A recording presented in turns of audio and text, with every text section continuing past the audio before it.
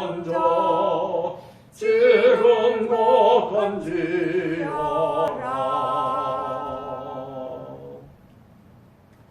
네, 우리 성경 말씀 빌립보서 읽도록 하겠습니다. 3장 17절에서부터 21절까지 말씀. 빌립보서 3장 17절에서부터 21절까지 말씀. 같이 함께 읽겠습니다. 형제들아, 너희는 함께 나를 본받으라. 그리고 너희가 우리를 본받은 것처럼 그와 같이 행하는 자들을 눈여겨보라. 내가 여러 번 너희에게 말하였거니와 이제도 눈물을 흘리며 말하노니 여러 사람들이 그리스도의 십자가의 원수로 행하느니라. 그들의 마침은 멸망이요 그들의 신은 배요 그 영광은 그들의 부끄러움에 있고 땅의 일을 생각하는 자라. 그러나 우리의 시민권은 하늘에 있는지라. 거기로부터 구원하는 자 곧 주 예수 그리스도를 기다리노니 그는 만물을 자기에게 복종하게 하실 수 있는 자의 역사로 우리의 낮은 몸을 자기의 영광의 몸의 형체와 같이 변하게 하시리라. 아멘. 네, 오늘은 제가 핸드폰을 교회 오면서 집에다가 놔두고 오는 바람에 불이 나게 차를 타고 집에 갔다가 또 지금 오면서 좀 늦어졌습니다. 네, 우리가 빌립보서 강해를 쭉 하고 있는데 이번이 이제 8번째가 되겠습니다. 네, 그래서 오늘은 그 제목이 뭐냐면은 거짓 교훈들이라고 하는 그런 말하자면 제목이 되겠습니다. 과연 빌립보 교회 속에 어떤 거짓된 그런 가르침들이 말하자면 침투에 들어왔었는가라고 하는 것을 우리가 한번 돌이켜보면서 그러면서 오늘 우리 시대 속에 과연 거짓 교훈들은 또 뭔가라고 하는 것을 생각해 보려고 합니다. 우선 우리가 밴드에 보면 그림 파일을 한 4장 정도를 이렇게 올려놨습니다. 그래서 제일 첫 장을 보면 이렇게 빌립보서라고 하는 그래서 그림 파일을 이렇게 해놨거든요. 그래서 거기 보면 아주 간단하게 빌립보서가 이런 배경이고 또 이런 목적으로 말하자면 빌립보서를 썼고 그리고 빌립보서의 핵심 주제가 뭐냐 하는 것들을 이제 잘 이렇게 그림으로 표현을 해주고 있습니다. 짧은 또는 작은 어떤 그 그림이지만은 제가 이렇게 인터넷을 찾아보면서 야 이거 참 잘 정리를 해놨다. 누가 정리해놨는지 아주 잘 정리를 해놓은 거를 제가 찾아서 그래서 인용을 해놓고 있습니다.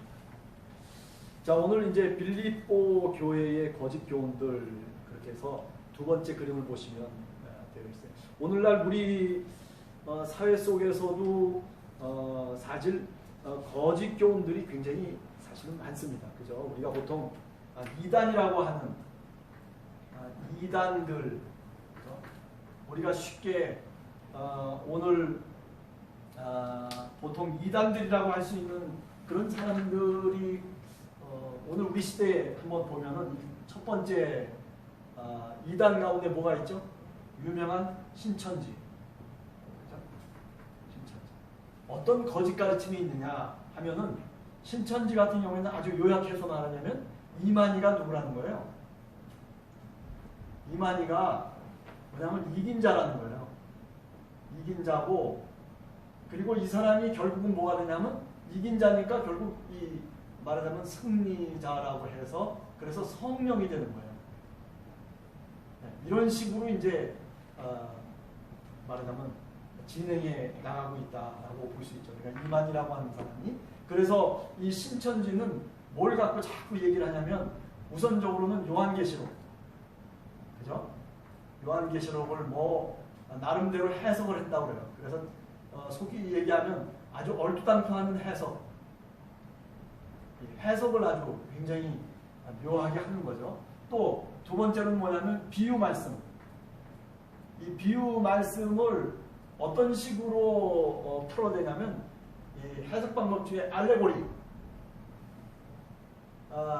알레고리적인, 그러니까 무화적이라고 우리가 보통 이렇게 얘기하는데, 이건 뭐냐면은 이거는 역사와 시간과 아무 상관이 없는 거예요. 이 알레고리 해석법은 뭐냐면은 그냥 우리가 예를 들어서 사마리아 사람의 비유다 그러면은 그 사마리아 사람을 뭐 예수로 보고, 그리고 그 다음에 뭐 레위나 대제사장을 뭐 예를 들면 로마 제국으로 보고, 또는 뭐 바벨론으로 보고, 뭐 이런 식으로 자기가 딱 깨어서 맞춰가지고 그래가지고 비유를 해석하는 거예요. 그래서 이 신천지 같은 경우에는 대체적으로 보면 이 비유의 이야기를 다 어디에다가 맞추냐면 이만이라고 하는 사람이 누구냐 라고 하는 데다가 이제 맞추는 거예요. 이만이라고 하는 사람이, 이 사람이 바로 이런 사람이다 라고 하는 것을 말하기 위해서, 그래서 비유를 계속 끼워 맞추는 거죠. 이게 이제 신천지라고 하는 이단이죠. 다 거짓 가르침. 그죠? 네. 그 다음에 오늘 우리 시대 속에 또 하나는 뭐냐면, 또 뭐가 있죠? 우리가 잘 아는 하나님의 교회. 하나님의 교회. 네. 여기는 뭐냐면은 이만희가 아니라 여기는 또 뭐냐면 안산홍이에요. 안산홍. 안산홍. 근데 이 안산홍이 남자인데 죽었어요. 이 사람이 죽었어. 그러니까 또 뭐냐면 이 안상홍의 여자 장길자, 그죠? 장길자인가요? 장옥자인가 하여튼 장길자. 네. 이게 이제 여자예요, 여자. 그래서 이 안상홍이나 장길자나 이 사람들이 다 뭐냐면은 다 하나님이야. 하나님. 다 하나님이에요, 이 사람들. 그래서 남자 하나님, 여자 하나님이 있어가지고, 남자 하나님은 이제 죽었으니까 그 다음에 그걸 대신하는 게 누구냐면 여자 하나님이에요. 그래서 하나님의 교회는 뭐를 얘기하냐면은 다 구약의 뭐 6월절, 그죠? 6월절, 무슨 뭐 나팔절, 무슨 뭐 이런 구약의 여러 가지 절기를 지키고, 그리고 그 다음에 구약이 중심이 돼서 이제 얘기를 하는 거예요. 그러니까 하나님의 교회죠. 그리스도의 교회가 아니고 하나님의 교회. 하나님의 교회. 그래서 말하자면 예수 그리스도가 자신들보다도 이 안사동이나 장길자보다도 더 못한 그런 어떤 신적 존재로 이제 얘기를 하는 거죠. 그래서 이제 지금 대구의 이제 장길자라고 하는 이 여자 하나님이 지금 이 하나님의 교회를 이끌어가고 있는 거죠. 그러니까 요새 이제 활동하는 게 이런 거고, 과거에 이제 이단들 잘못된 가르침을 주는 이단들이 여기 소사 지역에 있었던 누구예요? 그 박태선이라고 하는, 그죠? 그 다음에 또 통일교도 있죠. 뭐 여러 많은 그 잘못된 가르침들이 이제 말하자면 이단들이라고 그렇게 얘기할 수 있는 거죠. 처음과 끝이 달라요, 항상. 맨 처음에는 뭐 굉장한 것처럼 막 하다가 결국에는 다 어디로 종속되냐면 결국 부동산을 모으고, 그리고 그 다음에 자신들의 소유를 늘려서 그래서 착복하는 그런 식으로. 예를 들면 구원파도 마찬가지예요.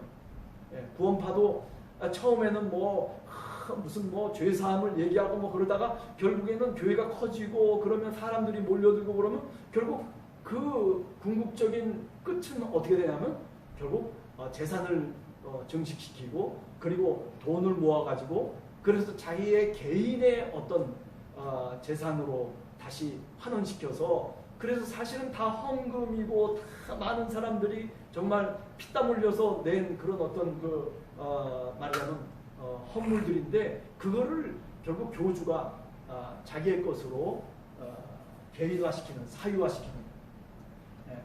지금 오늘 우리 시대 속에, 우리 일반적인 교회 속에, 지금 부천도 마찬가지지만은 자신이 개척해가지고 아들한테 안 물려준 사람이 없어요. 뭐 부천제일교회 그렇죠. 기둥교회 그렇죠.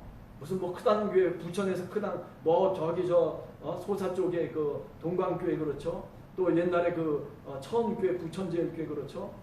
크다는 교회들 치고 다 말하자면 세습을 안 한 교회가 없어요. 그게 뭐예요? 결국은 결론은 나는 거예요. 결국은 뭐냐면은 그렇게 잘 입 바른 소리 하고 그리고 아주 사람들을 잘 설득시키고 그래서 많은 사람들을 모으긴 했어도 결국 그 뒤끝은 처음과는 다르다라고 하는 거죠. 자, 그런데 오늘 빌립보 교회의 거짓 교훈들 우리가 한번 일단 먼저 생각해 보도록 하겠습니다. 자, 그 핸드폰의 밴드에 보시면 두 번째 그 파일 그림이 있어요. 거기에 빌립보 교회의 거짓 교훈들 첫 번째 3장 2절을 얘기하고 있잖아요. 그죠? 개들을 삼가고 행악자들을 삼가고 몸을 상해하는 이를 삼가라. 그러니까 여기 지금 거짓 교훈을 가르치는 사람들을 사도 바울이 뭐라고 얘기를 하고 있어요? 개들, 개들이라고 했어요. 개의 특징이 뭐예요? 개의 특징이 여러 가지가 있겠지만은 개는 짖기를 잘 짖어요. 소리가 얼마나 큰지 몰라요. 아까도 집에 들어갔다 오는데 갑자기 어떤 개가 막 짖는 거예요. 그랬더니 우리 집에 있는 개더라고요. 막 개가 짖어대는데 근데 개도 무서우니까 짖는지 몰라도 여하튼 개라고 하는 것은 그냥 큰 소리를 내서 그냥 이곳저곳 다니면서 막 짖는 거죠. 그러니까 여기 오늘 그 빌립보 교회 속에 거짓 교훈을 지금 말하고 있는 사도 바울이 가르친 것과는 다른 그런 어떤 가르침을 갖고 있는 사람들의 특징이 뭐냐면 개의 특징을 갖고 있다는 거죠. 짖는다. 짖는다. 큰 소리로 그저 얼마나 큰 소리로 얘기하는지 몰라요. 자신 있게. 그 다음에 또 하나는 뭐냐면 문다. 안 되면 문다. 문다. 옛날에 우리 어렸을 때 보면 개들을 무서워했어요. 왜 무서워했냐면 옛날에는 뭐 개를 줄로 묶는 것도 없고 그냥 뭐 길거리에 아무렇게나 막 개 마음대로 하도록 그렇게 해놓으니까 그래가지고 뭐 진돗개라든지 아니면 도베르망이라든지 아니면 뭐 도사견이라든지 이런 개들이 돌아다니면서 깨끗하면 사람도 물고 뭐 무는 거. 그러니까 개들이다라고 하는 이 바울의 표현은 뭐냐면은 그냥 아무 사람이나 물어버리는 거예요. 그러니까 정말 참 그죠? 그러니까 뭐 별의별 욕을 다 하고 별의별 일들을 다 일으키면서 주로 이제 문다라고 하는 거죠. 그 다음에 이제 또 하나는 뭐냐면 걔는 한 가지 특징이 뭐냐면 무지 몰라요.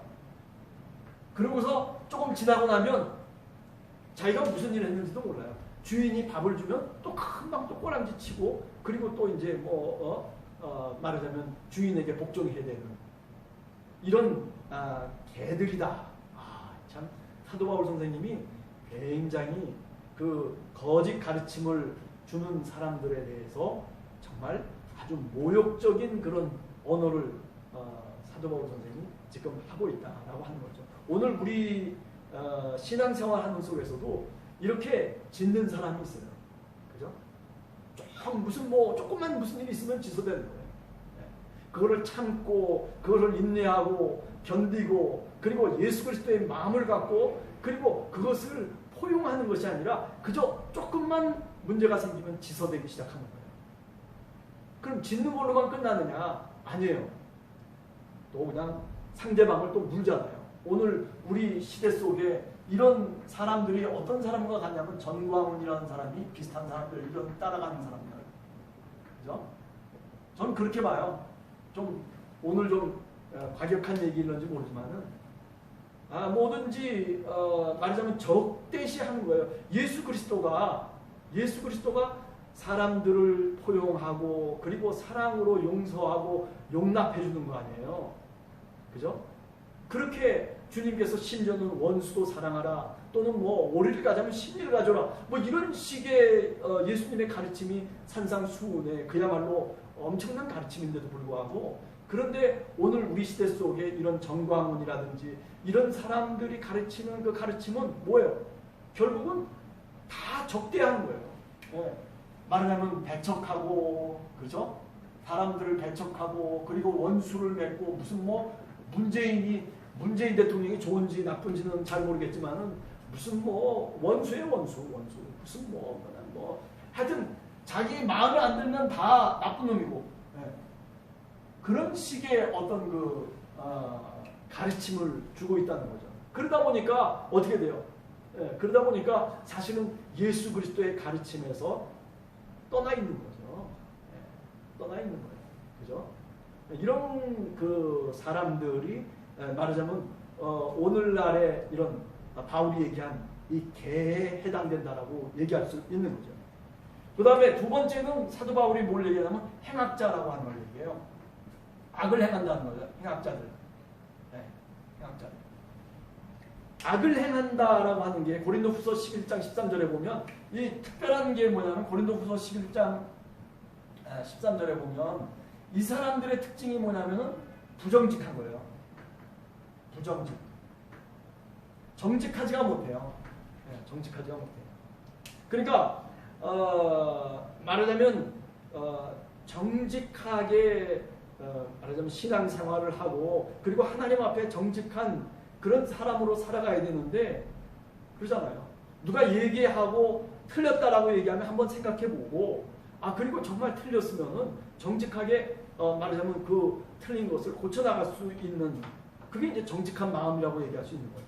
그런데 지금 이 바울을 반대하고 있었던 사람들 가운데 이 행악자들은 누구냐면 부정직한 사람들이에요.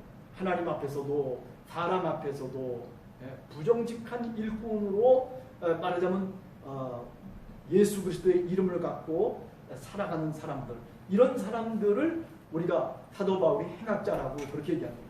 그 다음에 세 번째는 뭐냐면은 할례자들이죠. 육체를 상의하는 자, 할례자들. 할례자들.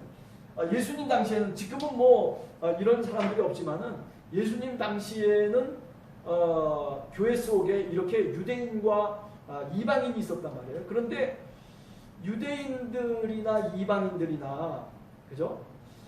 자꾸 서로 대결을 벌이는 게 뭐냐면 할례 때문에 그런 거예요.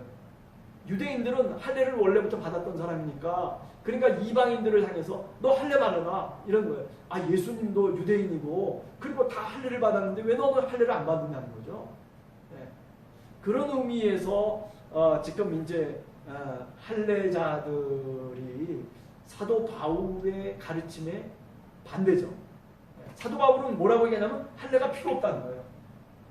이거로 구원을 이룰 수 있는 것도 아니고 예수 그리스도를 통해서 이 할례라고 하는 것이, 다시 말하면 율법이라고 하는 것이 이게 다 폐해졌다라고 얘기하는 거죠. 그래서 우리가 두 번째 보시면 바울이 이해한 영적 할례, 그거는 로마서 2장 28절과 29절을 보면 그래요. 표면적으로 할례를 받는 것이 할례가 아니라는 거예요. 중요한 건 뭐예요? 중요한 건 마음의 할례. 마음의 할례. 우리가 빌립보서 3장 3절에도 보면 이런 얘기하잖아요. 하나님의 성령으로 봉사하며 그리스도 예수로 자랑하고 육체를 신뢰하지 아니하는 우리가 곧 할례파라. 육체를 신뢰하지 않는 바로 우리가 누구냐? 우리가 저 사람들이 할례파가 아니라는 거예요. 이 이야기는 뭘 의미하는 거냐면 마음의 할례를 의미하는 거예요. 로마서 2장 28절 29절에 나오는 마음의 할례. 그런 의미에서 예수 그리스도를 믿는 우리가 사실은 성령으로 할례를 받은 사람들이다 라고 하는 거예요. 그러니까 오늘날도 성령으로 할례를 받지 아니하고 그저 육체적인 표현만 하는 사람들이 있어요. 교회를 다녀도 성령의 할례를 받아서 그래서 자기의 가치관이라든지 또는 삶의 어떤 방법이라든지 말하는 것, 인격이 바뀌어져서 거듭난 삶을 사는 사람이 있는가 하면 교회는 다니긴 다니는데 저 교회 안 다니는 사람, 예수 그리스도를 믿지 않는 사람과 다를 바가 없는 사람들이 있어요. 그저 쌍욕해대고 그냥 난장판이죠. 가치관이 돈이라고 하는 가치관에 묶여져 있고 물질이라고 하는 가치관에 묶여져 있고, 그래서 늘 무슨 기도를 하더라도 정말 자신의 영혼을 불쌍히 여겨달라고 하는 그런 기도가 아니라 자기가 원하는 것만을 말하자면 하나님으로부터 얻으려고 하는 그런 잘못된 기도. 이런 사람들이 말하자면 이런 할례자들이라고 우리가 얘기할 수 있는. 그러니까 예수님 당시 또 바울 당시에도 이 할례자들이 교회를 굉장히 힘들게 했죠. 특별히 사도 바울이 개척한 교회에 항상 문제를 일으켰던 사람들이 누구냐면 이 할례자들이에요. 이 사람들은 다 유대인들이에요. 유대인들. 디아스폴라 유대인들이라고 얘기할 수 있죠. 그래서 얼마나 자신감이 있는지 몰라요. 시골 촌뜨기인데도 불구하고 서울에 와가지고 살아요. 그러면서 시골의 얘기만 하는 거예요. 그러니까 말하자면 팔레스틴 골짜기에 살던 사람인데 유대인이에요. 그런데 이 빌립보에 와가지고 문명이 발달되어 있는 이런 서울이나 또는 어떤 명동 거리에 와가지고 뭐라고 얘기하는 거냐면, 야, 저 시골에 살았을 때가 좋았다. 그리고 그때 살았던 모양만 갖고서 신앙생활을 자꾸 얘기하는 것과 다를 바가 없는 거죠. 사실 이 할례자들이라고 하는 게. 이런 종류의 사람들, 상징적으로 이제 표현하고 있지만은 이 거짓 교훈들의 특징이 뭐냐면은 결국 지금 얘기한 것처럼 그래요. 그냥 떠들고 그리고 다른 사람들을 물어제끼고 그리고 알지도 못하면서 말하자면 아는 체 하는 거. 그죠? 또 그런가 하면 정직하게 살아가는 사람이 아니라 부정직하게 살아가는 사람. 부정직하게. 예수 믿으면서도 그저 정직하게 살려고 하는 게 아니라 좀 마음의 양심의 가책이 있을 거 아니에요. 거짓말해도 좀 가책이 있어야 되는데, 그런데 거짓말해도 하나 가책이 없는 사람도 있어요. 거짓말하는 게 밥 먹듯이 그냥 아무렇게나 해도 그래도 상관없다고 생각하는 거예요. 예를 들면 구원파 같은 경우, 그죠? 구원파 같은 경우에 어때요? 아이고 거짓말을 하든 뭐 하든 간에 구원파들은 뭐라고 얘기하냐면 우리는 구원받았다. 그러니까 상관없다고 이런 식이 돼버리면은, 그러면 이런 가르침이 이게 올바른 가르침이냐 말이에요. 그렇죠? 올바른 가르침이 결코 아니거든요. 또 그 다음에 나는 유대인이다. 나는 유대인이다. 그래서 내가 살아가는 기준이 이것이 옳은 것이고 너희들은 틀린 거다. 이런 식으로 말하자면 이분법적으로 주로 생각하는 사람들. 우리 시대 속에 보면 이런 할례자들 이분법적인 사고방식 속에서 살아가는 사람들이 어떤 사람들이에요? 소위 우리가 태극기 부대 그런 거죠. 그러니까 극우, 극좌 이런 식이 되겠죠. 극우, 극좌. 나는 무슨 나는 그러면서 극우 성향이 있는 사람들. 그래서 그냥 무조건 반대하고 또 무조건 반대하는 거예요. 이렇게 극좌와 극우 이런 이분법적인 어떤 모습들이 뭐냐면은 이 유대인들의 특징이에요. 그래서 바리새파 사람들은 어떻게 해요? 정하고 부정하고 딱 가르는 거예요. 그래가지고 부정은 죄고 정은 거룩이고 이런 식으로 딱 갈라가지고 세상을 보는 거죠. 사람을 보더라도 그렇게 보는 거예요. 저 사람 나쁜 사람, 이 사람 좋은 사람, 이런 식으로 이제 나눠서 이제 보는 거예요. 그죠? 이런 것들이 다 뭐냐면 이렇게 유도하는 그런 그 가르침이 이게 다 뭐냐면은 거짓 가르침이라는 거예요. 그죠? 이런 식의 어떤 가르침을 주고 있다면 오늘날에도 이런 어떤 모습으로 자꾸 얘기하는 사람들 또는 성경의 말씀도 이렇게 얘기하고 이런 식으로 행동하고 이런 식으로 몰고 가는 사람들, 이런 사람들이 다 뭐냐면 이 빌립보 교회 속에서 바울을 대적했던 바로 거짓 교훈을 가르쳤던 그런 사람들의 하나에 속하는 사람들이라고 그렇게 얘기할 수 있는 거죠. 그렇기 때문에 사도 바울이 얘기하려고 하는 것은 뭐예요? 결국 마음의 할례를 받으라는 거예요. 우리가 다 할례자라는 거예요. 영적인 할례, 성령을 통해서 거듭난, 그죠? 그래서 사도 바울이 어쩌면 예수님이 디모데를 만나가 디모데가 아니라 누구예요? 저 요한복음 3장에 보면 그죠? 예수님이 요한복음 3장에 보면 예수님이 누구를 만나요? 3장에 남자. 네, 3장에 나오잖아요. 그 밤중에 예수님을 찾아와서 아니면 어떻게 모태에 들어갈 수가 있습니까? 다시 니고데모. 그렇죠. 니고데모라고 하는 이런 사람 이야기 알잖아요. 네, 이 사람 이야기. 그죠? 그러니까 여기서 얘기하는 게 뭐냐면 야 모태에 들어가라는 게 아니라 다시 태어난다. 다시 태어난다. 이 거듭남이라고 하는 거죠. 이게 거듭. 중생. 그죠? 이게 다 뭐냐면은 성령으로 이루어지는 일이에요. 성령. 성령을 받아야 성령을 통해서 말하자면 다시 태어나고 성령을 통해서 다시 거듭나야 된다. 그래야만 하나님 나라에 들어갈 수 있고 그래야만 하나님 나라를 볼 수 있다라고 예수님이 말씀하시거든요. 그러니까 어찌 보면 성령으로 할례를 받았다라고 하는 이런 지금 여기 빌립보서의 이야기를 우리가 가만히 생각을 해보면 거듭나는 거구나. 예수를 믿으면 사람이 달라져야 되는 거예요. 예수를 믿으면 옛날의 그 모습이 아니라 새로운 모습으로 바뀌어져야 돼요. 내 인격이 바뀌어져야 되는 거예요. 옛날엔 신경질적이고 그리고 뭐든지 부정적이고 뭐 옛날에는 굉장히 비판적이었던 사람이 이제 예수 그리스도를 믿고 난 다음에 달라졌다는 거예요. 좀 더 긍정적이고 그리고 남을 비판하기보다는 남을 격려하는 사람으로 바뀌어지고 트러블 메이커가 피스 메이커가 되고 그죠? 원수를 그냥 막 미워하고 야 복수를 해야 되겠다. 내가 조금만 화를 내게 건드리기만 마음을 건드리기만 하면 나도 똑같이 복수하겠다라고 하는 그런 어떤 마음으로 딱 돼 있던 사람이 예수 그리스도를 믿고 난 다음에 바뀌어지는 거예요. 그럴 수도 있겠지. 내 탓이구나. 그죠? 이런 식으로 어떻게 해요? 거듭나는 거예요. 그게 거듭남이라고 얘기하죠.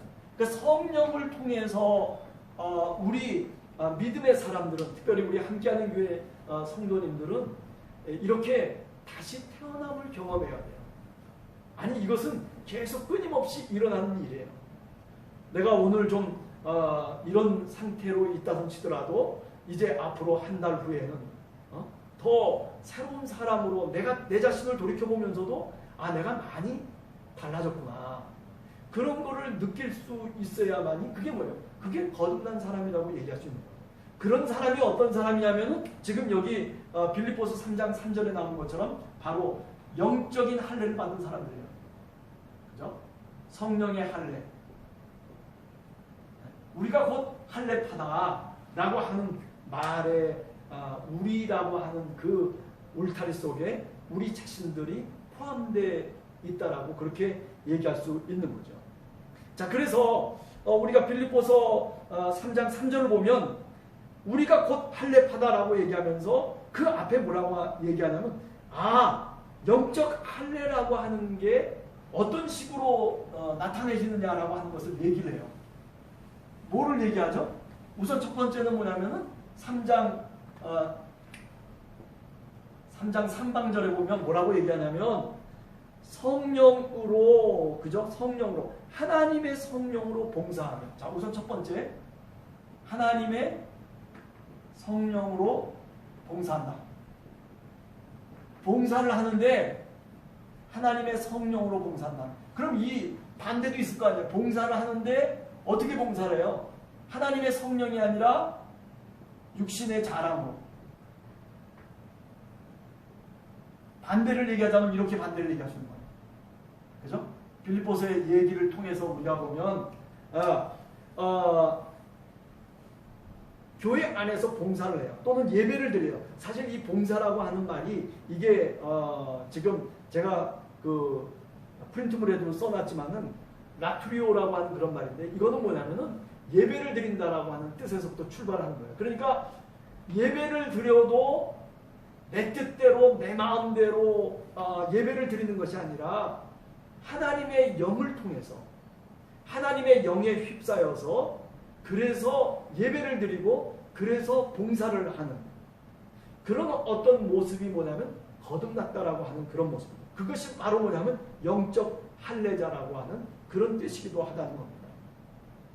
자, 그 다음에 또 한 개 나오는데 그게 뭐냐면은 3장 3절에 보면 하나님의 성령으로 봉사하며 그 다음에 뭐예요? 그리스도 예수로 자랑하고 자랑을 하는데 어떻게 자랑하나요? 그런데 그리스도 예수로 자랑한다. 그리스도 예수. 자랑을 하다 그리스도 예수로 말미암아 자랑한다. 이 말의 뜻은 이 자랑이라고 하는 것은 이건 기쁨이라고 하는 뜻과 비슷한 뜻이에요. 이 헬라적인 말이 그래요. 그러니까 그리스도 예수로 자랑한다라고 하는데 이게 뭐냐면 영어로 얘기하면 in 그리스도 예수 in 요게 앞에 붙어 있는 거예요. 전치사가 사실은. 그러니까 그리스도 예수로 자랑한다라고 하는 그런 그리스도 예수로라고 하는 말보다는 어떻게 번역하는 게 맞냐면 그리스도 예수 안에서 기뻐하고 자랑한다는 뜻이에요. 그리스도 예수 안에서 기뻐하고 자랑한다. 그런 뜻을 갖고 있어요. 그러니까 성령의 사람들은 하나님의 성령으로 교회 속에서 봉사를 해요. 아니 내 육신의 자랑으로 하는 게 아니고 내 이름으로 하는 것도 아니고 그리고 내 어떤 수고와 능력으로 말하자면 하나님께 예배하는 것이 아니라 하나님의 성령으로 영과 진리로 하나님께 예배한다는 거예요. 이런 사람들은 어떤 사람들이에요? 이런 사람들은 건물이 교회가 아니에요. 네? 건물 교회가 아니에요. 바로 교회는 뭐냐면은 나라고 하는 나 자신. 네? 자기 자신이 뭐냐면은 바로 교회가 되는 거예요. 이런 사람들. 그러니까 오늘날 야 우리가 대면으로 예배를 드리는 거 그게 예배다. 그렇기 때문에 교회는 예배를 드려야 되고 대면 예배를 드리게 되기 때문에 그러면 어떻게 돼? 교회에 나와야 된다. 교회가 뭐예요? 건물 안에 나와서 예배를 드려야 된다라고 하는 식으로 얘기하는 거예요. 그러나 비대면이라고 하는 것을 우리가 생각해 보면 사실은 교회라고 하는 것은 건물이 아니고 우리 각자가 다 어찌 보면 교회인 거거든요. 그런 의미에서 여기 얘기하는 것처럼 그리스도 예수 안에서 우리가 기뻐하고 그리스도 예수 안에서 하나님의 성령으로 예배하고 봉사하고 이런 모든 것들은 어찌 보면 건물을 전제로 한 것이 결코 아니에요. 네. 이거를 교회로 본다면 이 교회는 바로 내가 이렇게 살아야 된다는 것이지 네? 살아야 된다는 것이지 이 건물 속에 모여가지고 우리가 이렇게 저렇게 해야 된다라고 하는 그런 얘기가 아니다라고 하는 것을 우리가 분명히 알아야 됩니다. 자, 마지막으로 3장 8절과 9절을 보시면은 빌립보서뿐만 아니라 신약 성경, 특별히 바울 서신에서 가장 중요한 구절이 나옵니다. 그게 뭐냐면 3장 8절하고 9절이에요. 3장 8절하고 9절. 어떻게 뭐라고 얘기하고 있습니까? 3장 8절하고 9절을 우리가 읽어보면 자, 한번 같이 읽어봐요. 시작. 또한 모든 것을 해로 여김은 내 주 그리스도 예수를 아는 지식이 가장 고상하기 때문이라. 내가 그를 위하여 모든 것을 잃어버리고 배설물로 여김은 그리스도를 얻고 그 안에서 발견되려 함이니 내가 가진 의는 율법에서 난 것이 아니요 오직 그리스도를 믿음으로 말미암은 것이니 곧 믿음으로 하나님께로부터 난 의라. 자, 이게 유명한 깔뱅의 기독교 강요. 기독교 강요를 보면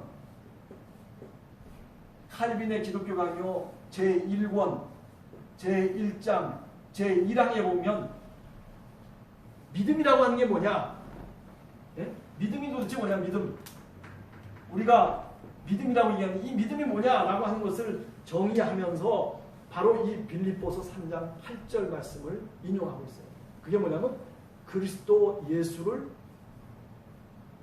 아는 지식이다. 네.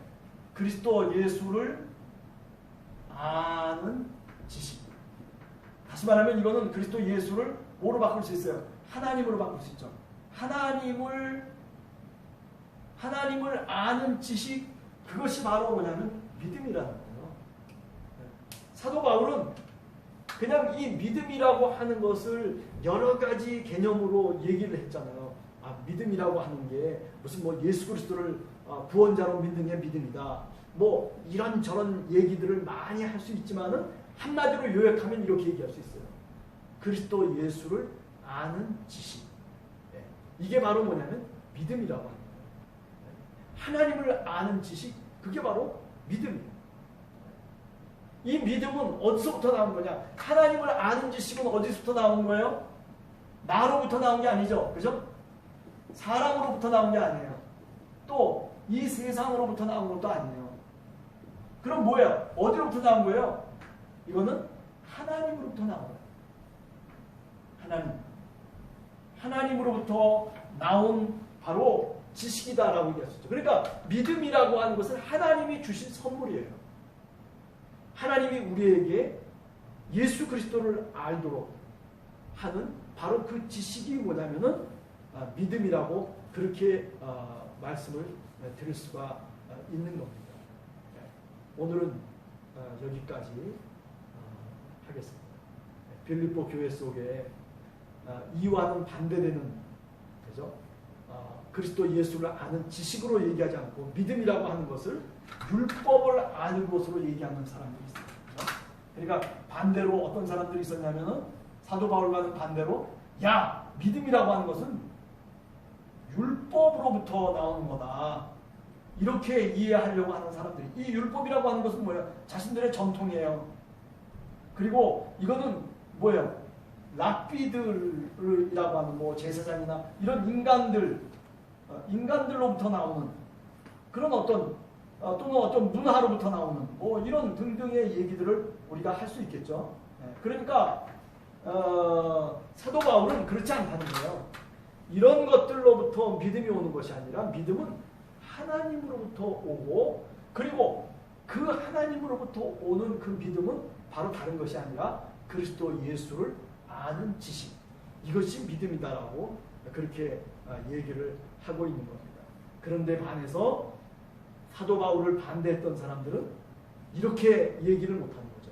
이런 식으로만 얘기하는 거죠. 그래서 믿음이라고 하는 게 뭐냐? 예배에 참석하는 게 믿음이다. 그 다음에 하나님의 말씀을 잘 묵상하는 게 믿음이다. 또 뭐 그런 식으로 표현할 수 있는 거죠. 율법으로부터 온다고 생각하는 거예요. 믿음이라고 하는 거예요. 그러니까 어떻게 보면 내가 어떻게 신앙생활을 하고 있느냐라고 하는 것에서부터 믿음이 온다라고 생각하는 거죠. 그런 건 아니죠. 하나님이 주시는 거예요. 그죠? 하나님. 다시 그리스도 예수를 알 수 있도록 하나님이 계시를 주시고, 그리고 성령을 보내주셔서 우리가 바로 예수 그리스도는 누구냐라고 하는 것을 분명하게 아는 그 자체가 바로 뭐냐면 믿음이다라고 오늘 우리가 얘기할 수 있습니다. 오늘 우리 시대 속에서도 거짓 교훈들을 말하는 그런 거짓 선지자들이 많습니다. 오늘 우리 시대 속에 여러분들이 경험하고 있는 거예요. 그죠? 전광훈이가 믿고 있는 것처럼 믿으면 안 되고 그것과 반대로 믿어야 돼요. 그죠? 반대로. 우리가 오늘 이 시대 속에서 이런 일들이 일어나는 것은 하나님이 우리들에게 뭔가 사인을 주고 있는, 정말 너희들이 어떻게 믿어야 되느냐라고 하는 고민을 하라는 겁니다. 저런 식으로 믿으면 안 된다는 거죠. 저런 식으로 알고 있는 지식은 그것은 오히려 사람을 살리는 것이 아니라 오히려 사람을 죽이는 것이다라고 그렇게